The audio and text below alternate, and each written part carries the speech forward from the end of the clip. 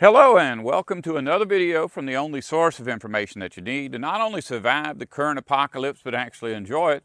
And today I'll be presenting part 7 of my Melchizedek video series.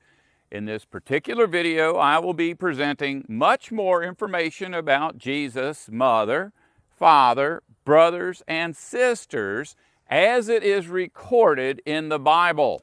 I promise you that what you will find out today is going to be nothing like anything that you have ever heard before. If you haven't already watched the previous videos in this series, I suggest that you do so before watching this video. In particular, you really need to go back and watch part 6 in order to have a clear understanding of basic information about Jesus' early life before you can understand the more in-depth information that will be presented in this video. The churches have been teaching lies about Jesus' family for nearly 2,000 years. It is very important that you understand what they have done to God's Word, the Bible, through the translation process, as well as how the ministers of mankind's religions have perpetuated their doctrines through false stories about Jesus' life that are not found anywhere within the pages of the Bible. Most of the books of the New Testament speak very openly about Jesus' brothers. The Gospels of Matthew and Mark each list 4 of them by name in verses about his father, mothers, brothers, and sisters. It would seem obvious to anyone reading the Bible that information about Jesus' family life is important to the Bible narrative. Another thing that is obvious is that each of the 4 brothers has the same name as 4 of Jesus' most significant disciples. 3 of those disciples are specifically listed as members of the group of 12 that are called apostles.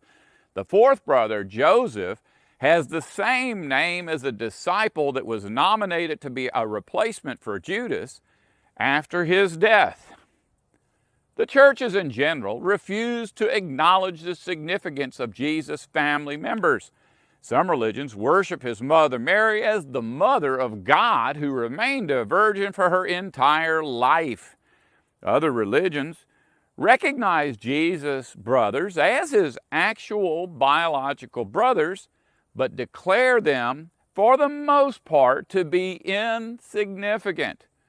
None of the religions of man are willing to acknowledge the obvious connection that exists between Jesus' brothers and Jesus' apostles. Fortunately for us, the doctrinal teachings of the various religions as to why Jesus' brothers could not possibly have been the same men that are called Jesus' apostles are very easy to prove false. What is recorded in the Holy Scriptures is true. Jesus' brothers James, Judas, and Simon truly were 3 of the same men named James, Judas, and Simon that were called apostles. Even Joseph, who was not chosen to be part of the 12, went on to become one of the most significant figures in the entire Bible. The last video in this series concluded by revealing that one of the 2 apostles named Judas could possibly be one of Jesus' brothers. By the end of this video, I will conclusively prove that this is the case. However, the Bible also reveals that neither of the men named Judas was the son of Joseph. One is called the son of James, the other is called the son of Simon. For anyone who was raised in a so-called Christian religion, this information might be difficult to deal with, which is why the churches of Christendom have put so much effort into concealing it. There are multiple possible solutions as to why Judas, the brother of Jesus, would be called the son of someone other than Joseph. However, the most obvious and most likely reason for such a thing is that Mary had children by someone other than Joseph. Anyone reading the Bible with an open mind would be able to see this quite easily. It is only religious doctrine that keeps people from figuring this out. Please be patient and hear me out. What I am about to tell you is going to overturn every rule of conduct that the cults of man have set in place. There really isn't any logical way around the fact that Mary had children by at least one man other than Joseph. According to the social norms of civilization, women who have sex with more than one man are wicked. Women who have children by more than one man are considered even more wicked. Hopefully, if you are here listening to this material, you understand that it is not the mother of Jesus who was wicked, but instead the arbitrary, nonsensical religious rules of civilization that are wicked. Since the Bible clearly states that Judas, James, Simon, and Joseph were all brothers of Jesus, then we have to understand that they had to have all been children of Mary as well. Those of us who live in the modern world know that selfishness is wrong. And yet each and every one of us has been trained from infancy to believe that where romance and human sexuality is concerned, selfishness is totally acceptable. In fact, this false belief is so prevalent that sexual jealousy is considered a righteous emotion. This is almost understandable, but not quite. We have all been trained from infancy to believe that people are only allowed one life partner. Another well-established social norm which supports this false belief is the fact that love is in such short supply that when we actually think that we have found love, we automatically assume that we will never find it again. Our human emotions were not designed to function in an evil world devoid of love. To perceive someone as a threat to what we may consider to be our only source of love can be unbearable. However, if we lived in a culture where everyone loved and respected everyone else, those same feelings of jealousy would never be experienced by anyone. Human beings were made to love everyone. That love would include the kind of love known as romance. If we can accept that the father of Mary's son Judas was someone other than Joseph, then there are going to be other things that we have to accept as well. There are quite a few verses about the 12 men that are called apostles. And each verse gives us more clues about the biological relationship that existed between each of the 12 and Jesus. Each little bit of information about the apostles needs to be examined closely. It is as if God's Word, the Bible, left us just enough clues to solve this mystery, but not enough clues for the college-trained theologians who are paid large amounts of money to do so. The fact that we are doing so today is evidence that the end of civilization is near. The cults of the empire are about to be exposed in a way that they have never had to deal with before. Their grip on God's flock is about to be substantially weakened. It is my hope that the information in my videos will help millions to find the strength that they need in order to separate themselves from Satan's propaganda systems. Since everyone knows that Judas Iscariot is the apostle who betrayed Jesus, not too many people would be willing to believe that he was the biological brother of Jesus. That being the case, it is probably best if we simply ignore Judas Iscariot for now and examine verses about the other apostle named Judas. We are going to have to create a list of facts about Judas, James, Simon, and Joseph before we can determine how they were related to Jesus, as well as how they were related to one another. As we compare this information, we will also be able to figure out which of the brothers of Jesus were also his apostles. At Acts chapter 15 and verse 22, this son of James, named Judas, is called Judas Barsabbas. At Acts chapter 1 and verse 23, Joseph, one of Jesus' other brothers, is called Joseph Barsabbas. At this point, most people automatically decide that Joseph and Judas were both sons of a man named James Barsabbas. However, as I already stated in the previous video, Jesus' brother Joseph was named after his father Joseph. You should now be asking yourself, how can Jesus have a brother named Judas Barsabbas, who is a son of James, while also having a brother named Joseph Barsabbas, who is a son of Joseph? Without a doubt, we can conclude that the name of Judas' father had to have been James Barsabbas. We can also state without hesitation that the father of Joseph Jr. was named Joseph Barsabbas. The doctrinal teaching of every so-called Christian religion is that Joseph and Judas were in fact both sons of a man named James Barsabbas. It is this understanding that is the basis of the doctrinal teaching that Jesus' biological brothers could not possibly be his apostles. This teaching is false and does not have the support of the Holy Scriptures. As you're about to find out, the Bible clearly explains how Judas and Joseph were able to both be named Barsabbas while having two different fathers. Since Judas and Joseph are both called Barsabbas, it is obvious that this is an actual last name. Barsabbas is not a Greek word, and it wouldn't be very useful as a nickname. Calling these two men Barsabbas, which means sons of Sabbath, would not be logical. There is no one in the Bible named Sabbath. Barsabbas, when translated, means son of the will, as in the will of God.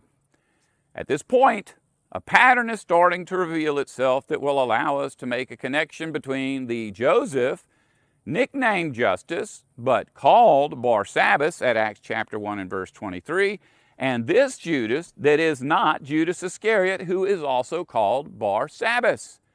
Every verse about Judas Iscariot makes it clear that he is the one who betrayed Jesus.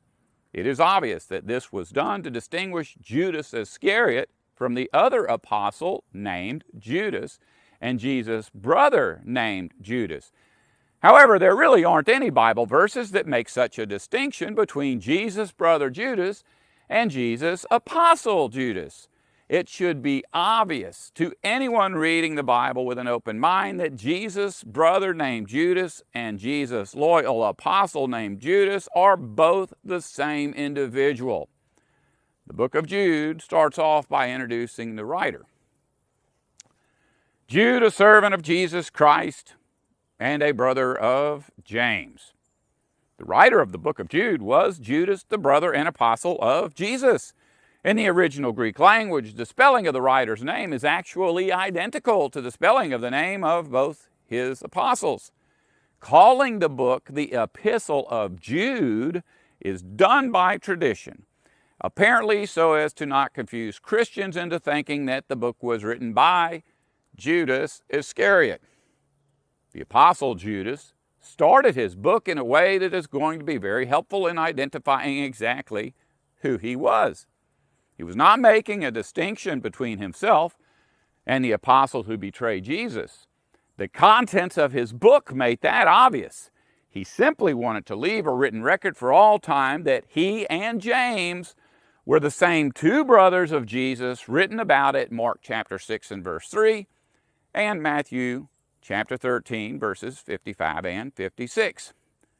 The book of James introduces its author this way. James, a servant of God and of the Lord Jesus Christ, to the 12 tribes scattered among the nations. I don't really know of anything recorded in the book of James that we can use to confirm who the writer was.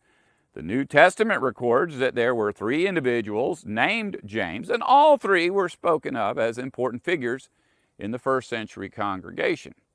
In the New Testament, the English name James is actually rendered from the Greek name Jakobos, which is a transliteration of the Hebrew word Jacob. Jacob is usually translated as Jacob, but Jakobos is usually translated as James. This way of rendering the two names is misleading. I am certain that this was done by the translators to be intentionally misleading. Both versions are obviously the same name, much as Jacob and Jake are the same name in English. Jacob, Jokabal, and Jokabos, when properly translated in English, should all be rendered as Jacob or Jake. Rendering any of these ancient names as James is inappropriate and misleading. However, in order to keep from confusing my listeners, I will adhere to the traditional rendering of Jokabal by referring to all three as James. According to James' genealogy, as found in Matthew chapter 1 and verse 16, Joseph's father was named Jacob, which is the Hebrew version of the Greek name Jokobos. Later in the Bible, this name appears in yet a different form. Jokabal, the Jacob or James that was Joseph's father, would have been Jesus' grandfather.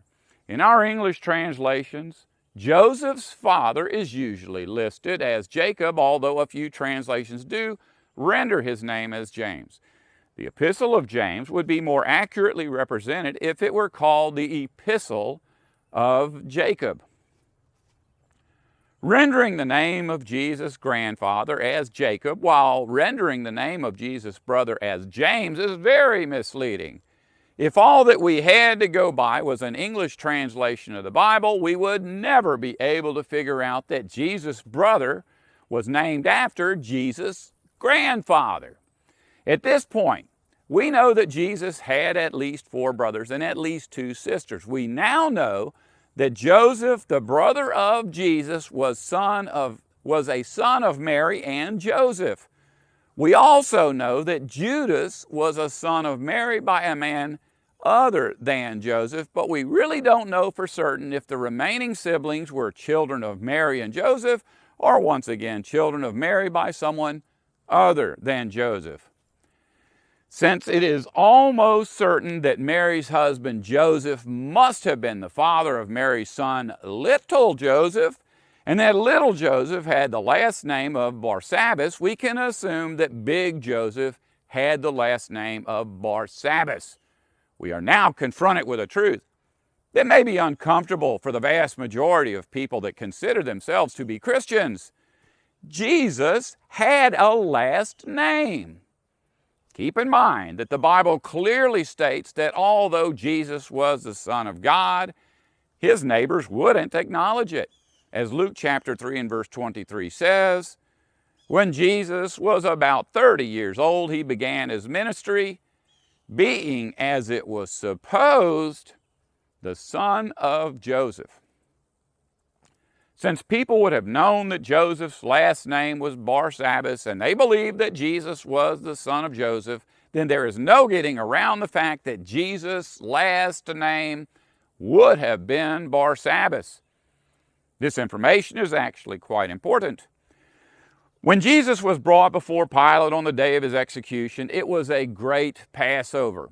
According to the law of Moses, 2 rams had to be brought before the priest, and both had to be without flaw and as close to identical to one another as possible. One was to be executed and the other was to be exiled into the wilderness. In English, we call the one that was set free a scapegoat.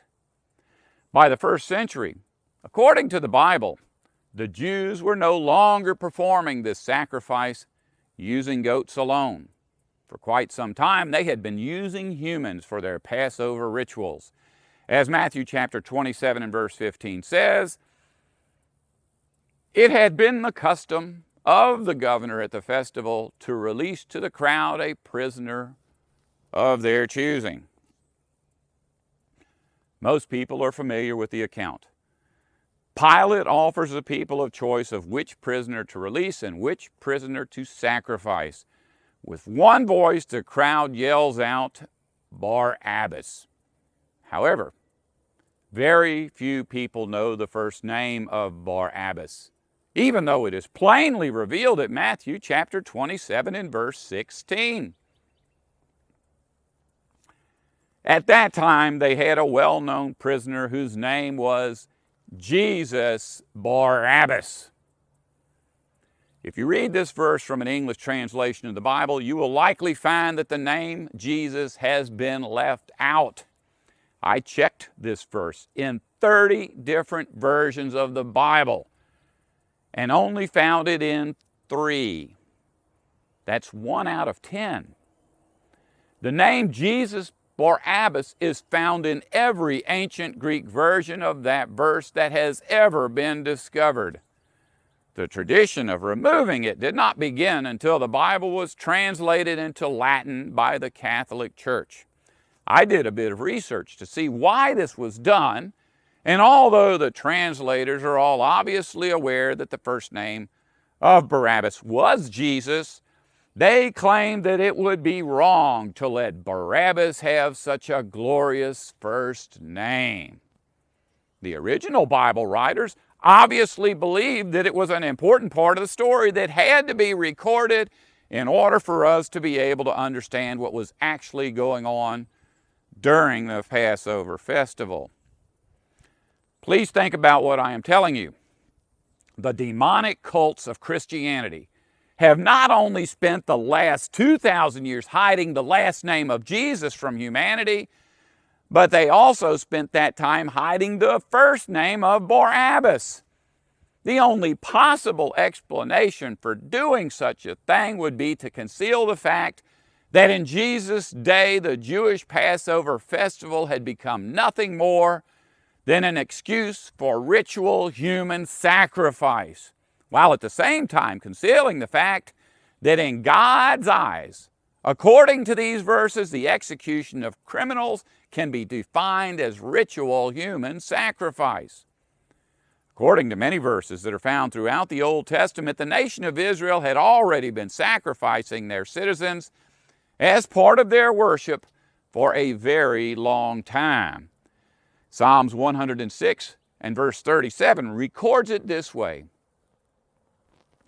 the people were sacrificing their sons and daughters to demons. It is safe to assume that the Jews as a whole had been engaged in ritual human sacrifice long before the Romans ever arrived in Judea. And the Jews were not the only nation of people doing this. Even in our day, around the world, thousands are being sacrificed to Lord Satan, the god of civilization. In the Creator's eyes, all unnatural deaths are nothing more than ritual human sacrifice, whether it be war deaths, criminal executions, or any other human death that takes place in support of civilization's infrastructure. Activities such as transportation, construction, and routine maintenance usually take in accidental death rates as projected acceptable losses. To the God of civilization and his worshipers, human death tolls amount to nothing more than the cost of doing business. To the local government of Judea and the Roman Empire, Jesus' death was necessary in order to maintain the peace. To those in charge, the sacrifice of Jesus' life would have been nothing more than an official entry on some official government document, carefully recorded, filed away, and never again brought out into the light of day to be read by anyone ever again. When Pilate stood those two men before the crowd, he was offering the choice of what would have seemed like two nearly identical victims: Jesus Barabbas and Jesus Barsabbas. In ancient Greek, Iosound Baraban, Strong's G912, and Iosound Barsabban, Strong's G923. A difference of only a single letter of the Greek alphabet. The Epistle of Jude, actually Judas, introduces its writer as Jude, the brother of James. Jesus had two apostles named James, but in most verses a distinction is made between the two. By process of elimination, we have to figure out which is which. In Matthew chapter 10 and verses 2 and 3, the way that the two are described so as to distinguish between them is by naming their fathers. One of the two is called the son of Zebedee, and the other is called the son of Alphaeus. It is at this point that we can start understanding the social structure of the family of Jesus. As I have been reminding you throughout this video, some names in the Bible are first names. some are last names, and some are nicknames. And because of this, it is not unusual for Bible characters to have multiple names. It is also true that more than one person can have the same name. This is especially true of the small group of men that in popular culture have come to be known as the apostles. Making this mystery even more difficult to solve is the linguistic history of the nation that Jesus was born into. Just 700 years prior to the first century, Israel had been an independent nation. Its language in the beginning was Hebrew. However, when God allowed the Babylonians to conquer the nation and carry its people off into exile, they were forced to learn the language of the Babylonians. Not too long after that, the Persians conquered Babylon. Greece eventually conquered Persia, and by Jesus' day, Greece had been conquered by the Romans. Each of these cultures had introduced a different language, and bits and pieces of all of those languages were part of the language that Jesus and his apostles spoke. Many churches teach that Jesus primarily spoke Aramaic. This is not true. What he actually spoke was, for the most part, Greek, combined with a mixture of all of the languages of all of the nations involved in the history of first century Judea. Aramaic has also been called Chaldean, which was the language of the Babylonians. To say that Jesus spoke Aramaic or Chaldean is just a polite way of saying that he spoke Babylonian. In our day, the modern language that we call Hebrew is actually much closer to Babylonian than it is to the Hebrew language of men like Abraham. Every ancient language New Testament document ever found has been linguistically similar to every other ancient language New Testament document. The Hebrew, Aramaic, and Latin words that are used in one text are always recorded in the same unique language from one ancient document to the next. However, those Hebrew, Aramaic, and Latin words are usually nouns, with the vast majority of each text being primarily Greek. In other words, in verses where Jesus actually used an Aramaic noun, it is always rendered in Aramaic in every ancient document of that bit of text. I say this to expose a teaching of some religions that the Catholic Church rounded up and destroyed all of the original Hebrew or Aramaic language versions of the New Testament and replaced them with Greek versions of the New Testament. If that were the case, we would have to wonder why they would convert all of those ancient books into Greek and yet leave the same Hebrew, Aramaic, and Latin words in the same places in every copy. Most, if not all of the men, women, disciples, apostles, sisters, and brothers of Jesus had multiple names in multiple languages, like Simon, who was sometimes called Peter, which is based on the Greek word meaning rock, but sometimes called Cephas, which is based on the Babylonian word meaning rock. Even though the Bible records enough information to know who is who, in many instances it seemingly does not. To make matters even worse, many modern language translations do not consistently use the same spellings for the modern language versions of those names. And in many cases, different names of different people are translated into the same English name. The only reason that I am explaining this to you is so that you can have confidence in what I am about to tell you. As confusing and oftentimes misleading as our modern language translations of the Bible can be, I have done my due diligence. I am reasonably certain that I am aware of all of the things that I have to look out for. I have been careful not to allow myself to use the information available in some sort of personal agenda or belief. In my struggle to determine who is who in the Bible, I have researched what others have determined and used that information as a reference. However, every time that I do so, I see things that are obviously inaccurate, because of preconceived, unscriptural religious doctrines that are obviously false. As an example, in my own personal reading of the Bible, I have been able to determine that for a fact there are only 2 women named Mary in the entire New Testament. It is obvious that there are only 2 women named Mary. There is no possibility that any of the verses about a woman or women named Mary or about some third woman named Mary. The churches claim that there are 6. Those claims are easily proven to be false. As obvious as it is that there are only 2 women named Mary, the churches are forced by religious doctrine to make those 2 into more than 2. If the churches were to acknowledge the actual identities of all of those Marys, by default they would be forced to acknowledge the fact that Mary had quite a few children by men other than Joseph. At least one of the men named James in the passages that we are discussing is without a doubt Jesus' brother. I have already proven conclusively that this is the case. At this point, we have to exhaust every other possibility before declaring James to be a child of Mary by yet another man other than Joseph.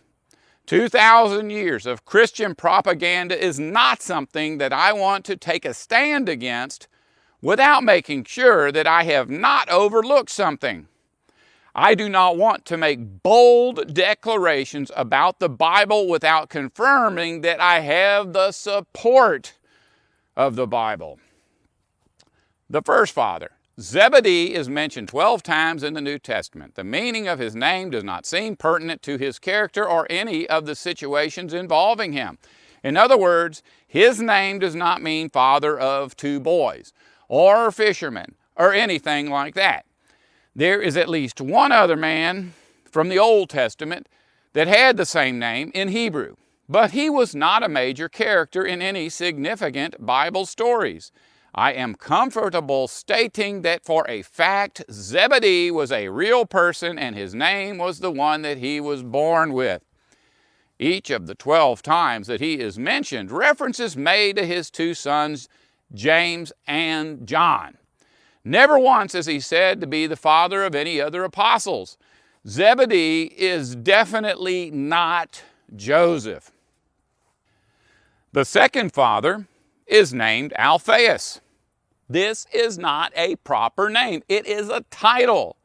The churches say that it is a proper name and that it means changing when there really isn't anything to support that assumption linguistically. This name is made up of the Greek letter alpha combined with a few other Greek letters. In Strong's Exhaustive Concordance, this name is Strong's G256 and is rendered as halpeal. The Hebrew word, which means changing, is chelef. Strong's H2501. Although the Greek word halpeal and chelef may seem similar to somebody, at least in spelling, so is the Greek word alpha, Strong's G1. Since Alphaeus is a New Testament word and is recorded in the Greek language, it does not make sense to attempt to force this Greek title to have a Hebrew origin. 4 times in the book of Revelation, God is called the Alpha and the Omega, which were the first and the last letters of the Greek alphabet. Revelation also calls God the first and the last, the beginning and the end. Having the title of Alphaeus would be like calling someone the alpha male in our modern society. Just as it is used to mean the first one in Revelation, it also means the first one when speaking of the father of James. Several Latin names are formed in this way. At Luke chapter 2 and verse 1, we are told that Caesar Augustus issued a decree to take a census. In Latin, August means exalted. Augustus means exalted one. His family name was Octavius, meaning 8th one.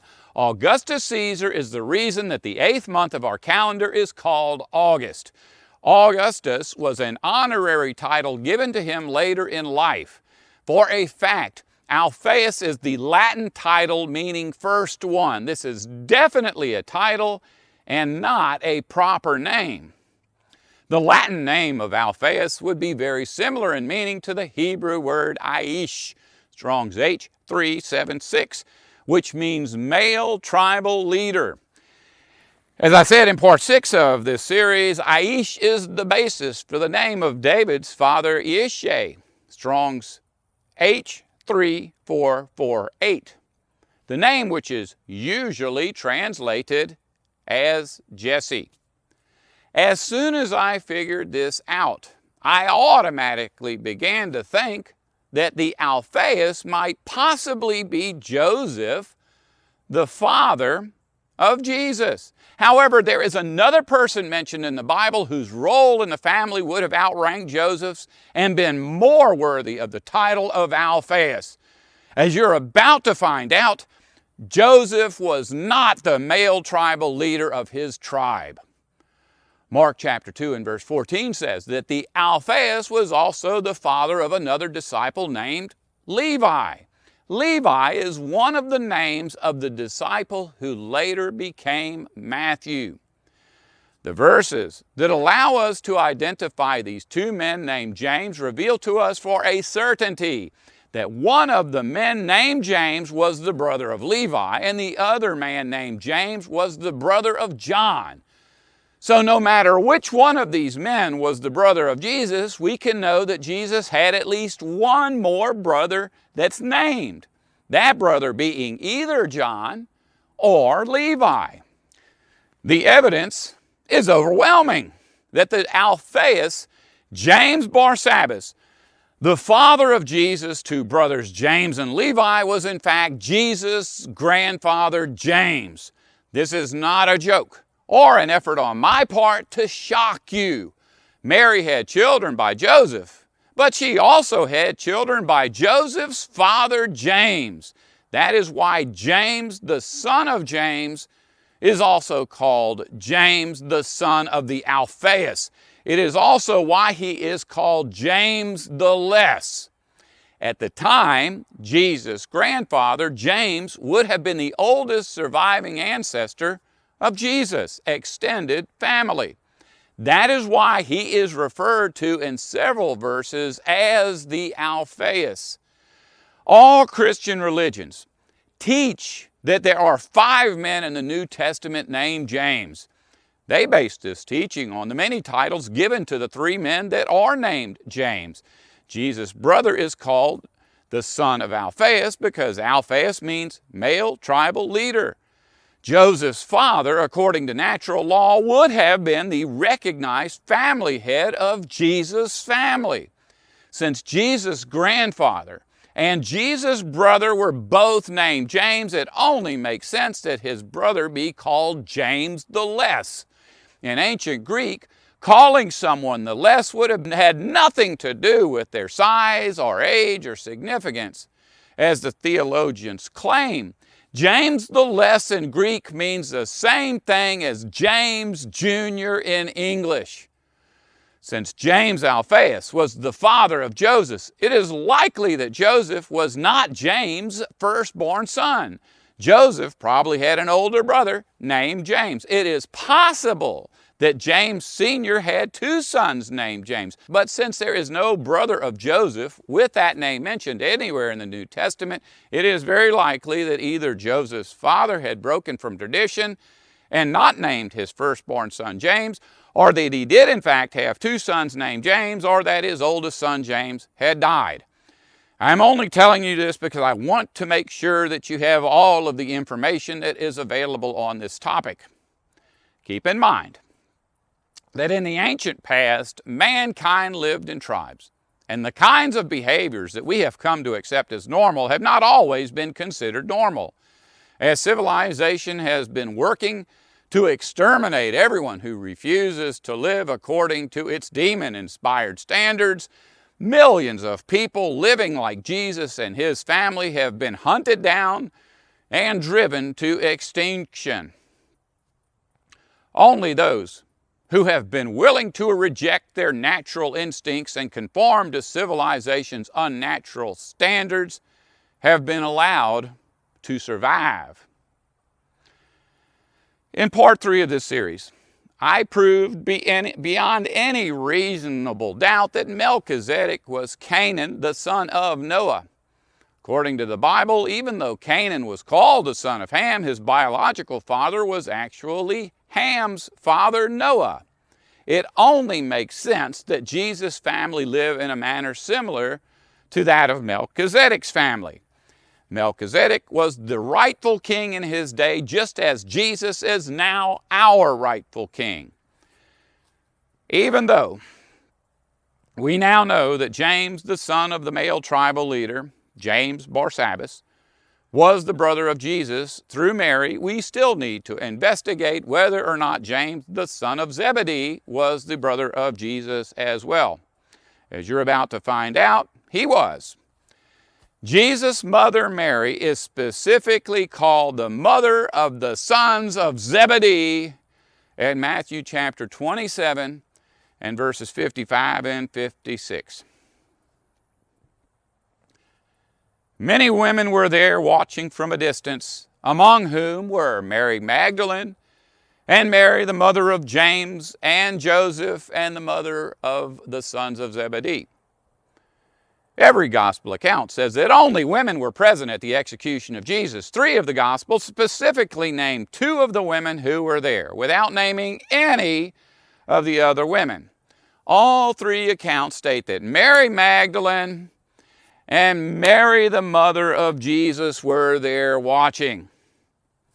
This account at Matthew is no different than the other 2. Even though there are only 2 named women at this verse, the churches always present them as 3 or more in order to conceal the fact that Mary was the mother of children by yet another man other than Joseph. All of Christendom's religions claim that the mother of Zebedee's children is a distinct individual. As written in Greek, this verse is not about 3 women. It is about 2. Mary Magdalene and Mary, the mother of Jesus. The Bible specifically lists both James and Joseph as brothers of Jesus at 2 separate passages. The mother of James and Joseph in this account is obviously the mother of Jesus, but also obviously the mother of the children of Zebedee. According to Greek grammar, Mary, the mother of Jesus, Mary, the mother of James, Mary, the mother of Joseph, and Mary, the mother of Zebedee's children are all the same woman. It is only religious doctrine that dictates that this Mary at Jesus' execution be multiple women. Linguistically, there is no information included in this passage that would suggest that the mother of Zebedee's children was a distinct individual. The verses at Mark chapter 2 and verse 14, which state that the Alphaeus was also the father of the apostle named Levi, are very compelling evidence that Levi was also a son of Mary. The Bible records 2 conflicting genealogies for Jesus. One of the genealogies traces Jesus' family through the line of Joseph, while the other traces Jesus' family line through the line of his mother, Mary. Joseph's lineage, as found in Matthew chapter 1 and verse 17, records that his father James was a member of the tribe of Judah. Most of his ancestors through this lineage are spoken of in the Old Testament. We know that each named ancestor that can be identified was part of the tribe of Judah or an ancestor of the tribe of Judah, David and each of his descendants. In the line of kings is listed as part of Joseph's lineage. In fact, as recorded, Jesus' grandfather James, as well as his father Joseph, would have likely been the legitimate rulers of Judea had the nation of Israel not been conquered 700 years earlier by Babylon. Mary, on the other hand, was from the tribe of Levi.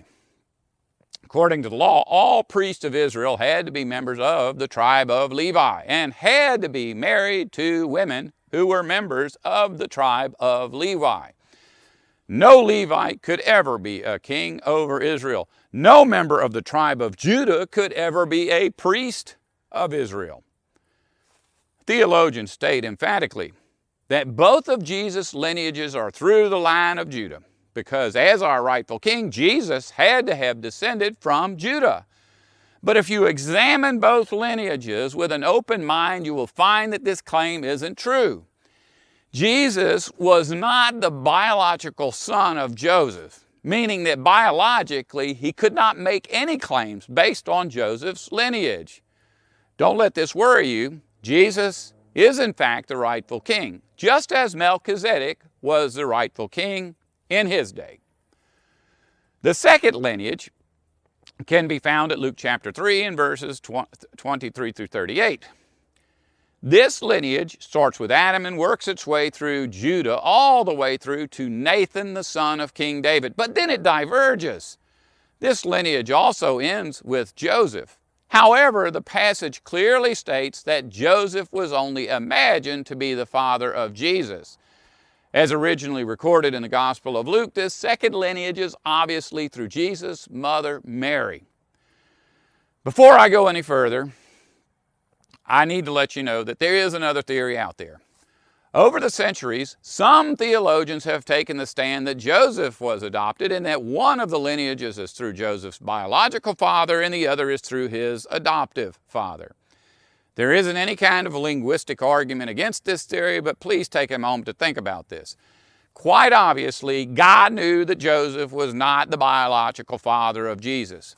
It would not make any sense for God to ensure that two conflicting records of Joseph's lineage be included in His Word, the Bible, while completely omitting any reference to the actual lineage of Jesus through his biological parent, Mary. If we look at the conclusion of Joseph's genealogy, as recorded at Matthew chapter 1 and verse 16, it is obvious that this is Joseph's lineage and that the only reason that Joseph's lineage is recorded is because of public perception. People thought of Joseph as the father of Jesus, thus the lineage of Joseph through the line of kings is included in our Bibles. And James begot Joseph, who was the man of Mary, who was the mother of Jesus. If you notice, Matthew's lineage ends with Joseph. It does not end with Jesus. This, for a fact, is Joseph's lineage. The verse specifically states that Joseph's only connection to Jesus is the fact that he was in a relationship with Jesus' biological mother, Mary, at the time of his birth. The lineage at Luke was recorded in a different way. It starts by stating at Luke chapter 3 and verse 23, Jesus was 30 years old when he began his ministry, being the son, as was imagined, of Joseph, the son of Heli. At this passage, it is once again made clear that Joseph was only imagined to be the father of Jesus. However, it continues straight into the lineage of Jesus, as if this is Jesus' actual lineage, which it is, because it is his mother's lineage. Calling Joseph the son of Mary's father would make perfect sense in first century Judea. At Jesus' birth, Joseph, in fact, would become the son of Mary's father according to the social rules of the time. There is an argument against this theory based on the fact that the ancient Greeks had a word that means the same thing as our modern English concept of son-in-law. That being the case, the verse, according to Christian theologians, should say, Jesus was 30 years old when he began his ministry, being the son, as was imagined, of Joseph, the son-in-law of Heli. This teaching, just like most of the others that I have pointed out in this video, is once again based on the false belief that Joseph and Mary were in a legally binding monogamous relationship. Hopefully by now, you understand that they were not. Heli, as the biological grandfather of Jesus, would have become the father of Joseph at Jesus' birth. I'm not making this up. In part 8 of this series, I will be showing you from the New Testament that even Jesus used the word mother when speaking of someone that we in the modern world would think of as a mother-in-law. He also very overtly used the word daughter in a passage which was very obviously about someone that we, living in the modern world, would recognize as a daughter-in-law. Please continue watching this series to get a better understanding of what I am talking about. Calling Joseph the son of Heli, even though it is very obvious that Heli was the father of Mary, would have been appropriate in first century Judea. The lineage recorded in the Gospel of Luke, for a fact, is Jesus' lineage through his mother Mary. Now that I've explained all this, I'll get back to explaining how Levi's name change might explain the divergence of Mary's family from the line of Judah to the line of Levi. There is nothing recorded in the Old Testament about Mary's ancestor Nathan, other than the fact that he was born. According to the Gospel of Luke, Nathan's son was named Mattathiah, but that information was not recorded in the Old Testament. The Old Testament does not state that Nathan died childless. It simply does not record anything about Nathan's family. Mattathiah is the Greek transliteration of the name Mattathiah, Strong's H4993. According to the Old Testament, there was a man named Mattathiah who was the right age at the right time to be the son of Nathan. However, he was not in the line of Judah, but instead a member of the tribe of Levi. He is specifically called the son of Shallum, the Korahite. If this particular Mattathiah really was a son of Nathan, it would have to have been by adoption. There is absolutely nothing recorded in the Old Testament about Nathan's son Mattathiah, so this is just speculation. Nathan and Shallum may very well have both had children named Mattathiah at the same time. However, we can confirm that Mary was a member of the tribe of Levi. And Luke's lineage, which definitely originated with Judah, does seem to shift to the tribe of Levi with the introduction of Mattathiah. Levi, Strong's G3017, is a Greek transliteration of Levi, Strong's H3878. Both words are rendered as Levi in our English translations of the Bible. According to the Bible, Mary was very obviously a member of the tribe of Levi. Luke's lineage includes 2 ancestors named Levi. None of Joseph's ancestors in the line of kings was named Levi. All Christian religions recognize that the apostle named Levi was also called Matthew. There is no denying it. In the earliest stories of the gospel, he is always referred to as Levi. In the later stories, he is always called Matthew. The Gospel of Matthew always refers to him as Matthew. It is likely that Jesus started calling him Matthew after he began his ministry. Levi's name change is very likely based on the odd arrangement of Jesus' genealogy as recorded in the Gospel of Luke.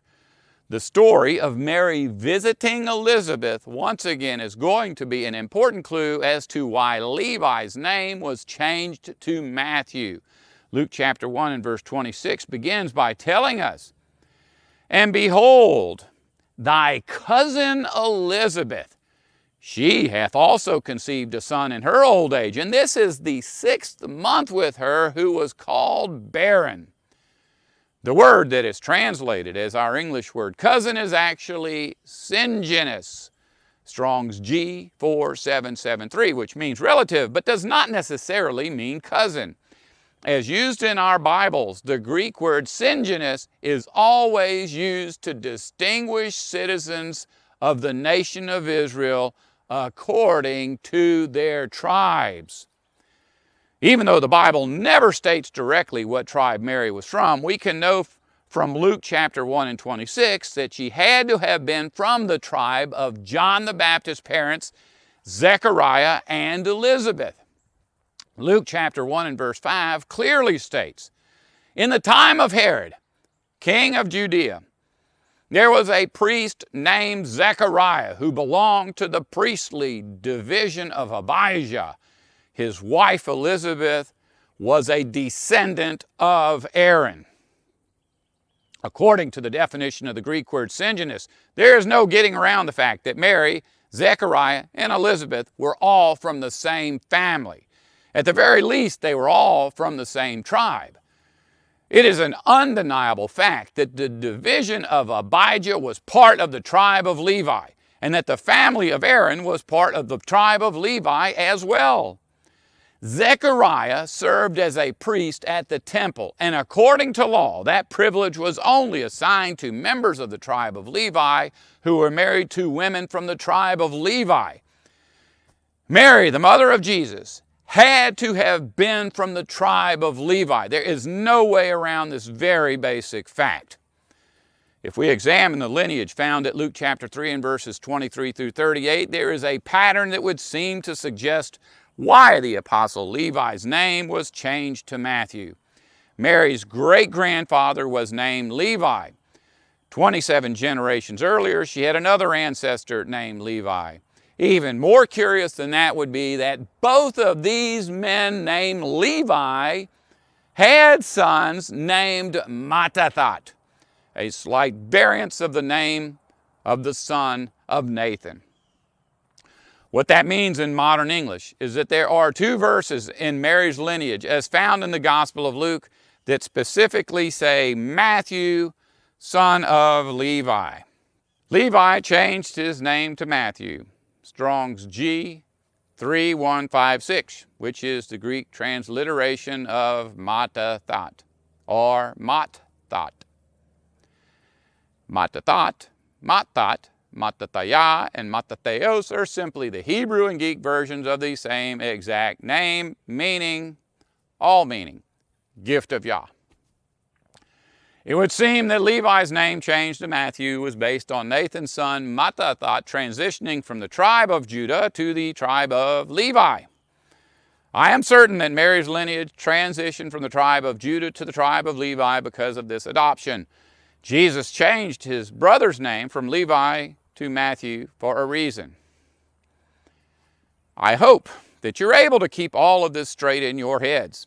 Hopefully, as I continue, you are going to start asking yourselves why you didn't figure this all out on your own.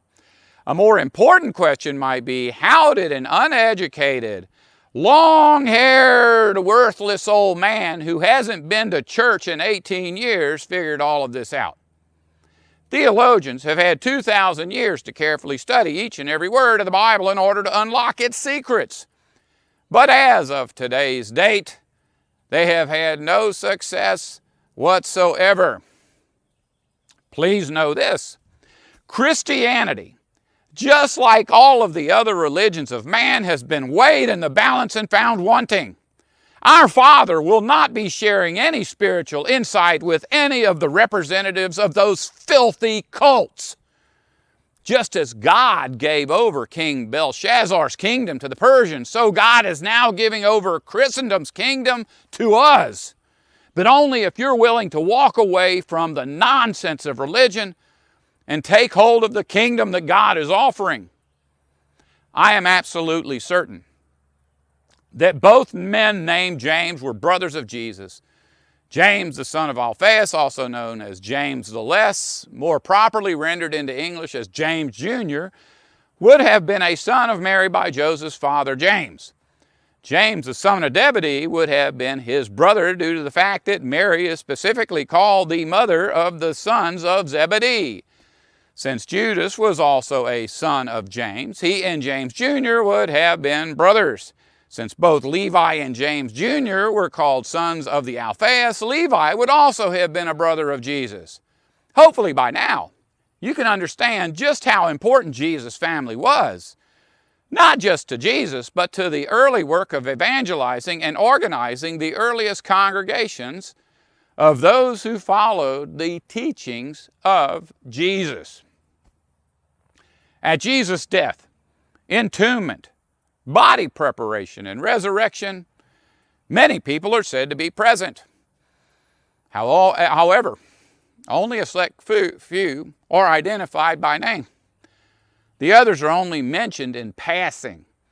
All 4 gospel accounts record parts of these events. All say that a man named Joseph of Arimathea claimed Jesus' body from Pilate and provided the tomb for his burial. At the preparation and burial, all 4 accounts mention the same 3 people: Joseph of Arimathea, Mary Magdalene, and Mary, the mother of Jesus. The only other person mentioned by name is Nicodemus, who brought spices for embalming and helped Joseph place Jesus' body in the tomb. The churches have intentionally hidden the true identities of each of the people mentioned in each of these accounts. In particular, they have seriously muddled the identity of his mother. Most churches teach that there were at least 3 women named Mary at all of the major events in Jesus' execution, burial, and resurrection. Some teach that there were as many as 6 women named Mary involved. There were only 2, Mary Magdalene and Jesus' mother. One means of concealing the truth at the disposal of the churches is the placement of modern language punctuation where it does not belong, according to the original Greek language text. In each verse about Jesus' mother Mary, a distinction is made between her and Mary Magdalene by naming her children. In some verses, she is called the mother of James, or the mother of Judas, or the mother of Simon, or the mother of Joseph. Obviously, according to Mark chapter 6 and verse 3 and Matthew chapter 13, verses 55 and 56, all of these women would be the same woman because all of the children named are specifically called Jesus' brothers. Even though the churches want us to believe that Jesus' mother would never have had children by other men and that Jesus would never approve of such a thing, the Bible makes it quite clear that in fact Mary had quite a few children with men other than Joseph. All were spoken of as important disciples of Jesus, including Joseph, Mary, and several of the fathers of Mary's other children. Quite a few were appointed as apostles and given the extraordinary ability to perform miracles. One other child of Mary is spoken of at Mark chapter 15 and verse 40. Some women were watching from a distance. Among them were Mary Magdalene and Mary, the mother of James, the younger, and of Joseph, and Salome. This is not the only verse that says that Mary had a daughter named Salome. Mark chapter 16 and verse 1 mentions her as well. When the Sabbath was over, Mary Magdalene and Mary, the mother of James and Salome, brought spices so that they might go to anoint Jesus' body. Once again, as presented in our modern language translations of the Bible, Salome is made to appear as if she is present, or as if this Mary is someone other than Jesus' mother. But in the original language text, once again, that is not the case at all. Salome is simply part of yet another list of Mary's children, meaning that Salome was one of the sisters of Jesus mentioned at Mark chapter 6 and verse 3 and Matthew chapter 13, verses 55 and 56. Both times that Salome is mentioned, it is right after the phrase, Mary, the mother of. Theologians have had nearly 2,000 years to figure out this very basic, easy to understand fact. Mary is called the mother of Salome twice. 2 other verses say that Jesus had sisters. A child reading these verses could figure this out. Since all 3 of the people present at the burial of Jesus and the preparation of his body are named, we can be certain that all 3 were very close family members. One of the most significant attendees, as I said earlier, was Joseph of Arimathea, who claimed Jesus' body and provided the tomb where his body was originally placed. The churches have been describing him as Joseph of Arimathea for nearly 2,000 years without once revealing what Arimathea means. The Greek word Arimathea, Strong's G 707, is a transliteration of the Hebrew word Rama, Strong's H 7414. I knew as I read the account of Jesus' death and burial that the only person that could make a legal claim for Jesus' body would be his next of kin. It was obvious to me, as it should be to anyone reading the account, that Joseph had to have been Jesus' father. Placing Jesus in Joseph's family tomb was also a dead giveaway. However, I also knew that Jesus' father was living in Nazareth of Galilee at the time of Jesus' birth. If you look at a map of the Holy Land, it is obvious that Nazareth is hundreds of miles away from Ramah. I obviously was not going to simply trust a map produced by some church, but at the same time, the distance between the two seemed too great to allow Nazareth and Ramah to be the same place. I did everything that I could to try to figure out directly from the Bible where these two cities actually were, but eventually gave up. Not because I think that it is impossible to know, but because it would require that I first figure out where every other city mentioned in the Bible was, a task that would take decades of work. Most of the locations on Holy Land's maps are there by tradition and have very little to do with archaeology or the descriptions that are recorded in the Bible. Even though it's difficult to know what this verse is about, Matthew chapter 2 and verse 18 gives the explanation in a way that is easy to understand. We are told that after Jesus was born, wise men were able to locate him by following a star. Herod told these wise men to report back to him as soon as they found the child. When they found him, he was in Bethlehem. However, before they can report back to Herod, they are warned in a dream not to do so. At the same time, Joseph is also warned in a dream to flee to Egypt because Herod is intent on killing Jesus. And as the story goes, Herod orders that all male children in Bethlehem younger than 2 years old be killed. Matthew chapter 2 and verse 18 says that these events are the fulfillment of the prophecy found at Jeremiah chapter 31 and verse 15. A voice was heard in Ramah, weeping and loud lamentation. Rachel is weeping for her children, and she refuses to be comforted because her children are no more. At this verse, the Bible clearly associates Herod's attempt to kill Jesus with Arimathea. No matter how many conflicting Holy Land maps are produced, no matter how much effort the church has put into disassociating Jesus' father from Joseph of Arimathea, there is no denying that Joseph of Ramah, Jesus' father, was Joseph of Arimathea. This is really the only explanation that makes any sense. Jesus' body was claimed by Joseph and was wrapped in cloth and laid in Joseph's family tomb because Jesus was Joseph's son. There's no denying that Jesus grew up in a large family. Most religions are either unwilling or unable to acknowledge this. I know that I have never heard a preacher, priest, or elder ever speak on the subject. Not even once.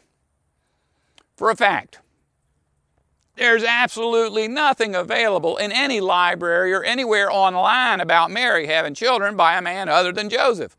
But just knowing that she did, and that Joseph seemingly did not object, leaves open the possibility that Joseph also had children by other women. In fact, all of the men Mary had children by, as well as all of the women that Joseph had children by, probably had children independently of Joseph and Mary as well.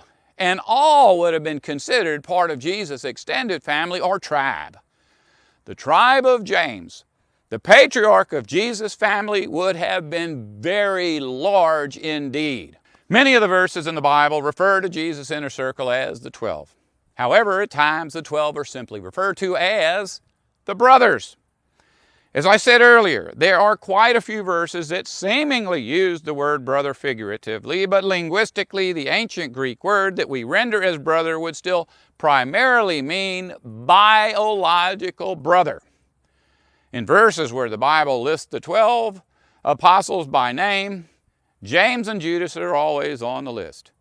Both of these men are specifically called the biological brothers of Jesus. James and Levi are called sons of the Alphaeus, meaning that Levi is very likely also one of the biological brothers of Jesus. Also on every list are the sons of Zebedee, John and James. Mary, the mother of Jesus, is specifically called the mother of Zebedee's children.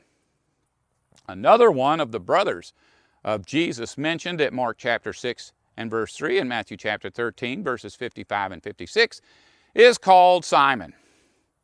Jesus had two apostles named Simon, Simon Peter and Simon the Zealot. What that means is that it is very likely that either Simon Peter's brother Andrew or Simon the Zealot's brother Judas Iscariot were brothers of Jesus as well. What we can know for certain is that at the very least Joseph Jr., James Barsabbas Jr., Judas Barsabbas, James the son of Zebedee, and his brother John were all fleshly brothers of Jesus. There is no getting around this very basic fact. It is also very reasonable to believe that Levi and at least one of the apostles named Simon were brothers of Jesus. However, there are some things that need to be taken into consideration about Jesus' 12 apostles before deciding which ones were his biological brothers and which ones were not. First off, the 12 apostles represented the same thing that the 12 sons of Jacob represented. Luke chapter 22, verses 28 through 30 explains it this way. You are those who have stayed with me during my trials. So I am assigning you a kingdom, just as my Father assigned me a kingdom, so that you may eat and drink with me at my table and sit on thrones, judging the 12 tribes of Israel. The 12 tribes of Israel were made up of the descendants of the 12 sons of Jacob. Jacob's 12 sons had 4 different mothers. It would only be logical that the 12 apostles of Jesus all be brothers as well. It is likely that all of Jesus' apostles had the same mother by multiple men, just as all of the patriarchs of the 12 tribes of Israel had the same father by multiple women. In the past, I posted several videos about Jacob's family. Never once has anyone ever taken offense at my claim that Jacob's children had multiple mothers. However, since I began posting information about the children of Mary, lots of people have taken offense. There is quite a bit of evidence that men like Abraham, who had multiple wives and girlfriends, traveled with groups of men who were the husbands and boyfriends of Abraham's wives and girlfriends. Just because such behavior isn't clearly described in the Bible does not mean that it didn't happen. The preponderance of evidence says that it did. It would certainly fly in the face of current social norms, but ask yourself this: what doesn't? The clothes that we wear, the food that we eat, the rituals that we are forced to participate in are completely different from anything that Jesus and his apostles would have worn or eaten or participated in. In chapter 11 of the book of Hebrews, a long list of faithful people whose examples we are supposed to follow includes many men and one woman who are known to have had multiple sex partners. The Bible very clearly states that they all had multiple sex partners. At Hebrews chapter 12 and verse 1, this group is called the Great Cloud of Witnesses. If God was displeased with their sexual behavior, it would have been quite easy for the Bible to clearly state that we were to follow their example closely in everything except for their sex lives. But that is not the case at all. No mention is ever made anywhere in the Bible about God being angry at any of them for their sexual conduct. There is more that we need to consider in regard to whether or not Jesus' apostles were in fact his brothers. Most people will argue that Jesus never once broke the law, which actually makes sense. His mission here on earth was to expose the law for what it was, a means by which powerful men controlled and manipulated the populations of the nations. The Jewish law code, just like the law codes of every other nation, was an actual legal system.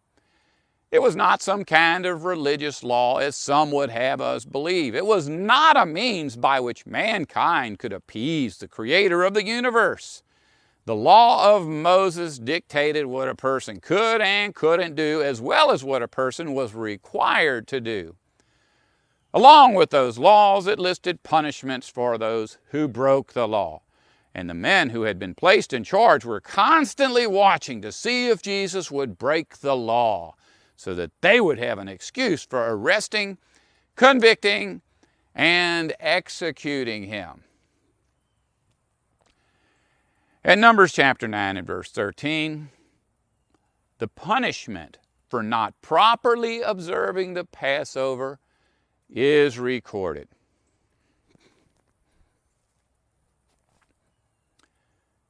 If anyone who is clean and is not on a journey fails to keep the Passover, they are to be cut off from their people. Had Jesus not been observant of the Passover law, it would have given the Pharisees and Sadducees the perfect excuse for having him executed. Had Jesus broken a law that was punishable by death, his execution would not have accomplished anything. The laws regarding the Passover can be found at Exodus chapter 12 and verses 1 through 14. Please pay special attention to what I am about to read. On the 10th day of this month, every man shall take a lamb according to their father's house, and a lamb for a household. If the household is too small for a lamb, then he and his nearest neighbor shall take according to the number of persons. According to the amount that each one can eat, you shall calculate the number who are to eat the lamb. On the 14th day of the month, all of Israel shall slaughter their lamb and put its blood on the doorpost and lintel of the house where they eat it. Nothing is to remain over till morning. Everything that is left over is to be burned in the fire. This day shall be a sacred holiday for you, and you shall keep it as a feast. For our purposes today, what is important is who was to celebrate the Passover with who. According to these verses, the entire family had to celebrate the Passover according to their father's house. Since Jesus was required to celebrate with his father's house, we can know for a fact that Joseph would have been present. We can confirm that this was the case because several of Jesus' biological brothers were present. However, two of Zebedee's sons were also present, meaning that by law, Zebedee would have had to have been there as well. Since all of the apostles were present, there had to have been some kind of family connection. Obviously, we cannot compare the family structure of our modern Western world to that of the family of Jesus. However, a look at the historical records of that particular place and time would make it appear as if Jesus' family didn't even fit in with the standard social order of first century Judea. We can know that Joseph was not the biological father of everyone present at Jesus' final Passover. We don't even know if Jesus' grandfather James was still alive. And even if he was, we can't know if he was the biological father of Zebedee and the others. We can know that somehow Jesus' family fulfilled the letter of the law of the Passover. We can know for a fact that they all had to have been close relatives. The only exception of the law that would allow outsiders to eat the Passover lamb with Jesus' family, as stated earlier, is this. If the household is too small for a lamb, then he and his nearest neighbor shall take according to the number of persons. According to the amount that each one can eat, you shall calculate the number who are to eat the lamb. As you have probably already figured out, Jesus' family could easily have consumed a lamb without any help from their next door neighbor. It would not surprise me if over 100 people were present at this particular meal. As I have already said, the word brothers can be used in a figurative sense. But I also said that the surrounding text will reveal if that is the case. Most of the verses that are about the brothers may seem to be figurative to us because we have been trained to perceive them as such. However, if you read the Bible with an open mind, you will find that nearly all Bible verses about the brothers are specifically about the biological brothers of Jesus. I said earlier that all of the named brothers of Jesus went on to become very important leaders in the early work of evangelizing and organizing of the early congregations of Jesus' followers. To many it may seem as if Joseph was left out. He was not one of the original 12 as his other 3 named brothers. And when Judas died, he was passed over as a replacement in favor of a man named Matthias.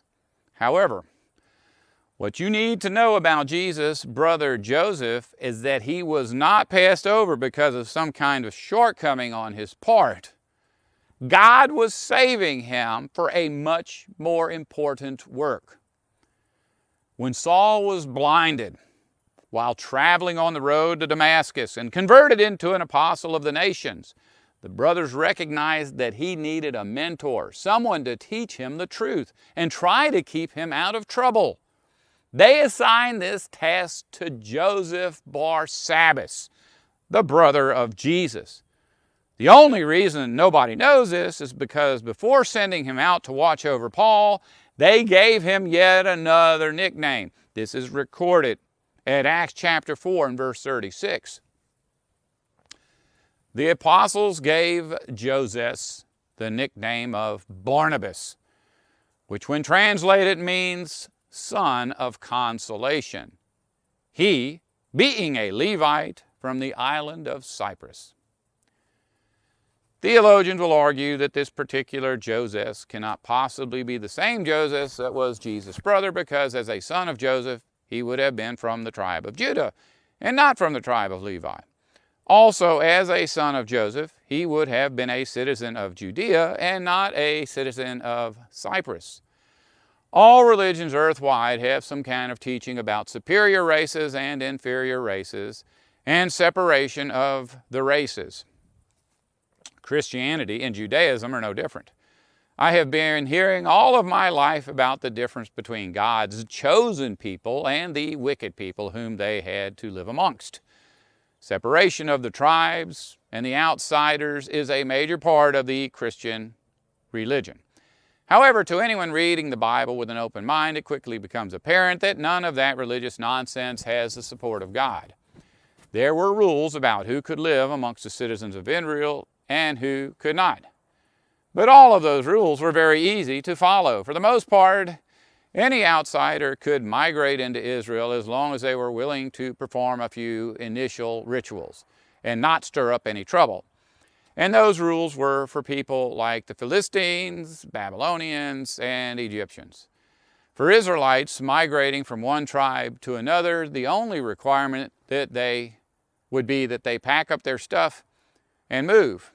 If Joseph had decided to take up permanent residence on the island of Cyprus amongst a group of Levites, then all that he had to do was move to Cyprus and live amongst a group of Levites. He would probably not be allowed to serve in any official capacity at the temple, but if he remained long enough to raise a family, eventually his sons or grandsons probably could. Jesus' brother Joseph was mentioned many times as Joseph or Joseph up until he was given the name change. After that, there are no more mentions of anyone named Joseph or Josephs ever again. The reason being that from that moment on, he is always called by the nickname given to him by the apostles, Joseph is spoken of 29 times as Barnabas after receiving his assignment to accompany Paul. Jesus' father, Joseph, continued preaching and teaching as well, likely till the day of his death. Shortly after Jesus was executed, he appeared to two of his disciples who were walking along the road on their way to meet with the 11 remaining apostles and the brothers.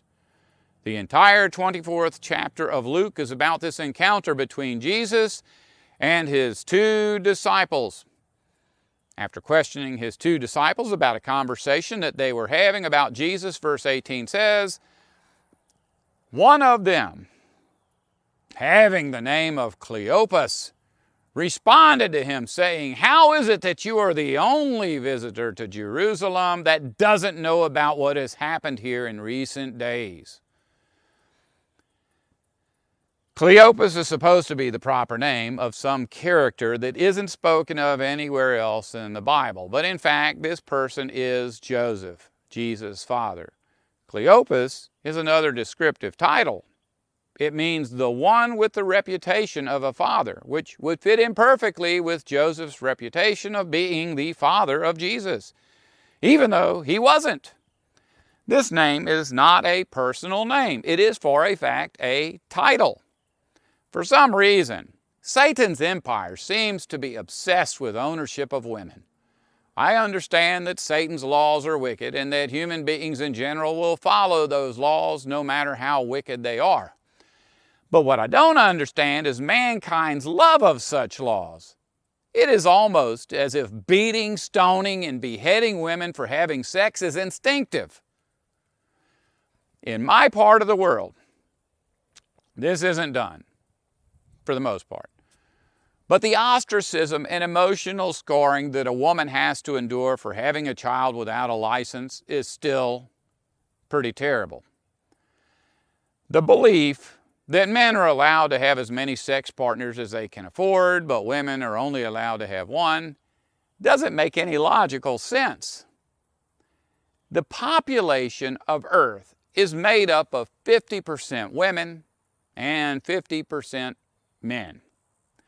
If you do the math, there simply are not enough women to allow for such a foolish social order. I have been a member of several Christian religions and have studied many more. It is a standard teaching that even though God allowed men to have multiple wives at one time, it was only to increase the population of the promised land at a faster rate. Once again, the numbers simply don't add up.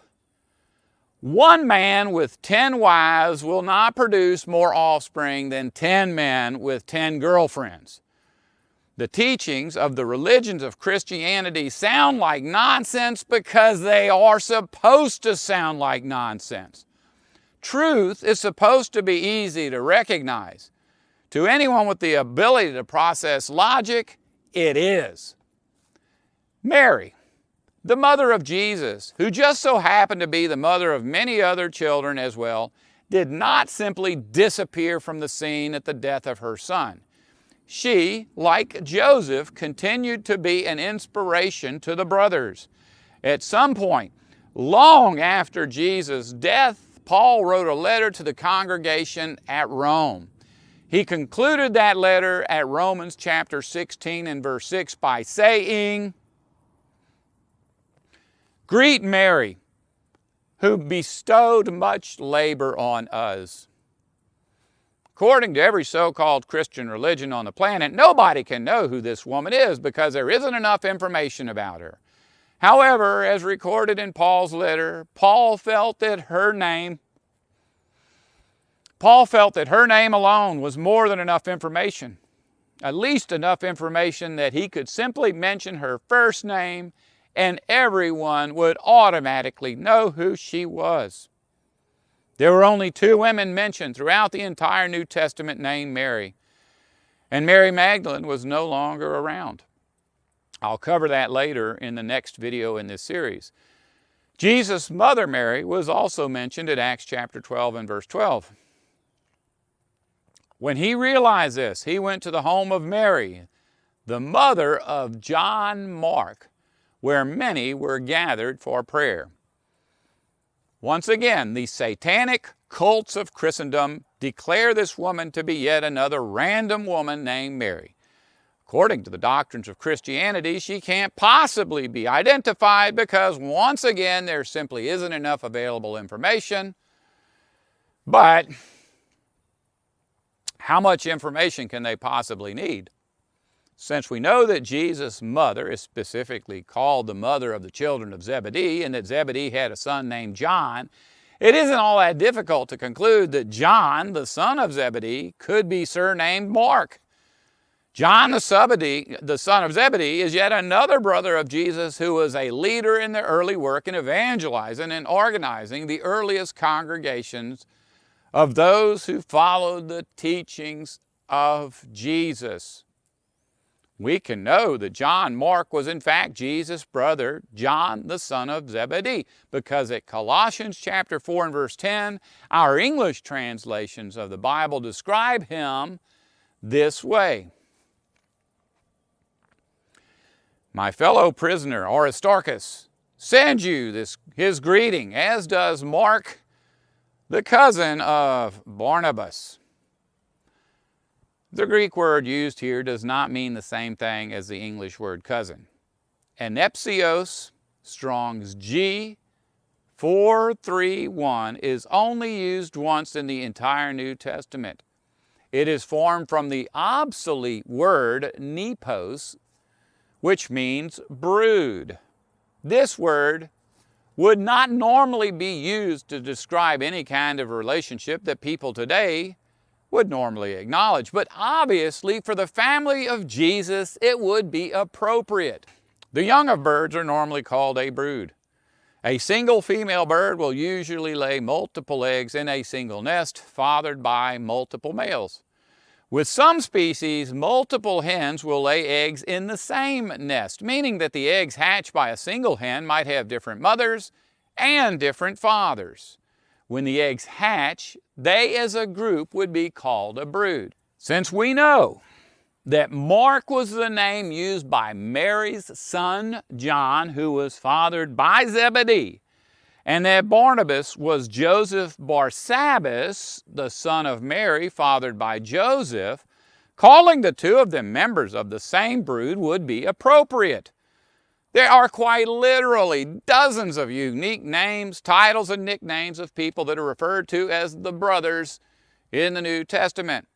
Most of them are descriptive, and over time we may find out who all of them were. I am certain that all of them were family members of Jesus, if not sons of Mary, perhaps sons of Joseph.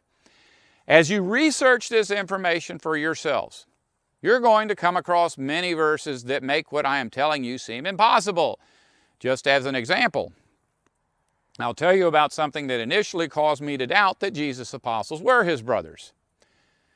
When he initially gathered together the group of 12 that he called apostles, each one instantly dropped what they were doing and followed Jesus. Their eagerness to join themselves to Jesus without even questioning why could easily be explained by the fact that they all grew up with him and were obviously prepared for the day when Jesus would begin his ministry. However, each individual seemed to be surprised to find out that the Savior of Israel had been located. A good example of this can be found in John chapter 1 and verse 45.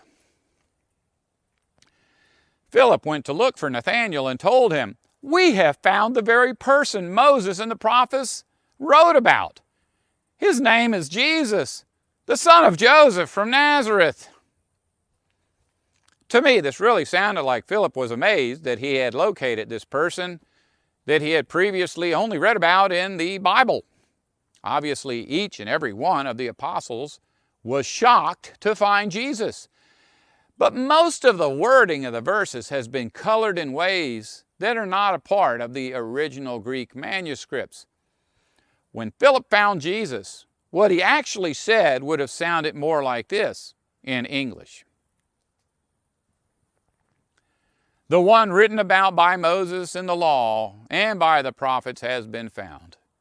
Joseph of Nazareth's son Jesus, Hopefully you can see that as originally recorded in Greek, Philip did not tell Nathanael, "We have found the Savior and his name is Jesus." He simply told him, "We have found Jesus." There is a difference. In fact, quite a few translations leave out the idea that Philip was unaware of Jesus' name. But even still, if a person did not know that Philip and Nathanael already knew Jesus, as translated into English, it would seem as if they didn't. Chronologically, Jesus chose his apostles shortly after returning from being tempted by the devil in the wilderness. The synoptic gospels all mention that Jesus did this.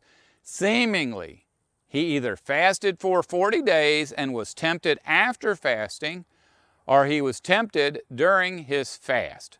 The Bible also says that he was ministered to by angels, but does not say when or for how long. The first thing that the Bible says Jesus did when he went into the wilderness was to get baptized by John. The Bible really doesn't describe how far the wilderness was from his home, but it does make it clear that the wilderness was not where his family lived.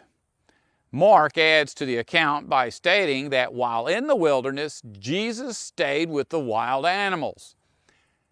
I just want you to know that Jesus did not just go on a 40-day trip. He was led into the wilderness by the Holy Spirit, and the time that he spent there was probably much longer than 40 days, much longer than the 40 days that he spent fasting.